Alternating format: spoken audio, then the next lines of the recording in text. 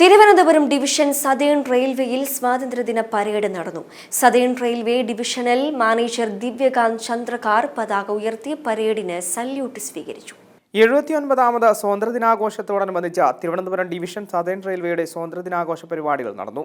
Southern railway division manager Divyakant Chandrakar പതാക ഉയർത്തി RPF parade salute ഏറ്റുവാങ്ങി.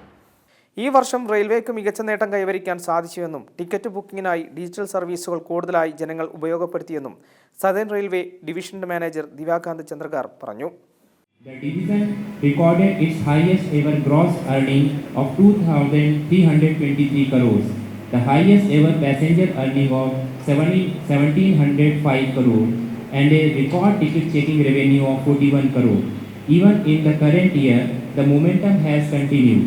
We have been carrying close to 1 lakh passengers every day. Passenger earnings have grown by 4.8% over the same period last year.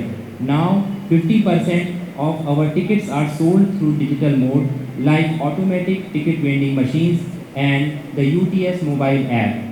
Railway division office Thycaud വെച്ച് നടന്ന ചടങ്ങിൽ മറ്റ് റെയിൽവേയിലെയും ഉദ്യോഗസ്ഥരും കുടുംബാംഗങ്ങളും പങ്കെടുത്തു. പരേഡിന് ശേഷം ഡോഗ് ഷോയും നടന്നു. M5 news, Thiruvananthapuram.